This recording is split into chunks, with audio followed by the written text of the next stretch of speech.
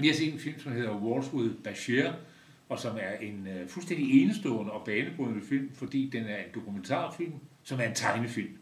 Og det er to forskellige stilarter eller kunstformer, som man ikke kan blande ellers, men det har denne israelske instruktør, Ariel Froman, altså gjort. Det er en film, der handler om en israelsk soldat, som har været i krig i Libanon, men som har fortrængt mange frygtelige episoder.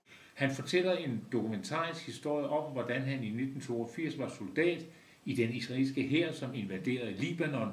Det var dengang, der var frygtelige massakre i de to palæstinensiske flygtninge, der er Sabra og Shatila. Der var han altså soldat, instruktøren, og siden der har han fortrængt alt, hvad der skete under den her invasion. Man kan sige, at han har fået nogle store huller i hans egen bevidsthed, som han så prøver at fylde ud igennem at tale med hans gamle soldater, kammerater.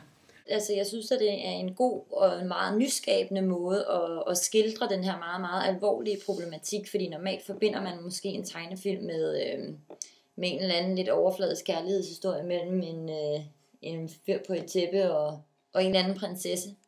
Men her er det jo virkelig liv og død. Det forstod jeg slet ikke, det der. Det var Aladdin.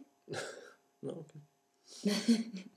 Det er genialt gjort af ham, at han har lavet den som tegnefilm, fordi emnet er så ubærligt faktisk, ikke så følelsesmæssigt ubærligt, at man havde skubbet det fra sig, hvis det var en dokumentarfilm, man havde ikke kunnet holde ud og se det. Ved at lave det som en tegnefilm, så lægger han ligesom et filter ind, han stiliserer lidt, så man kan forholde sig til det, ikke? Og man er meget, meget optaget af historien, som fortælles her, ikke? Men man kan bære den, og man kan se den færdig, ikke? På en eller anden måde, så kommer den ikke rigtig ind til en, synes jeg. Altså hvis det havde været en dokumentarfilm om en mand, en filmet dokumentarfilm om en mand, der opsøgte sine gamle soldaterkammerater for at finde ud af, hvad der var sket, så tror jeg, det havde ramt mig mere.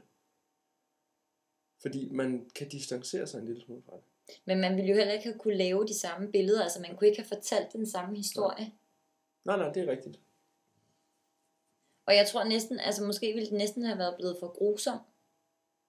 For i slutningen, der kommer... Det skal du nok ikke sige. Nå, nej.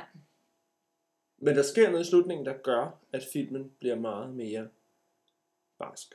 Kan man være bekendt og behandle så tragisk et emne i smukke billeder? Og der må vi svare, ja, det kan man i høj grad, for det gør nemlig, at vi bliver siddende, og vi ser filmen færdig, hvorved vi får stof til eftertanke og kommer til at forholde os til emnet, ikke? Ja. Den er virkelig meget, meget fint lavet. Ja, den sætter faktisk rigtig mange interessante tanker i gang, som man jo ikke får, når man sidder og ser tv hver aften og ser nogle frygtelige billeder fra, hvor det er hen i verden, hvor der er problemer. Ja, der bliver man jo ikke ramt, men det gør man så sandelig, når man ser den her film, og det er en rigtig god grund til at sætte sig ned og se den. På en skala fra 1 til 6 geværer, tror jeg, at den skal have 4 herfra. Ja. Jeg vil, altså... Okay, jeg tror, jeg giver den 4. Altså ud af 6 mulige stjerner, der vil jeg give den 5. Ja, men jeg er fuldstændig enig med dig, Ebbe, i den her film. Jeg giver den også 5 ud af 6. Og jeg synes, den er meget anbefalelsesværdig.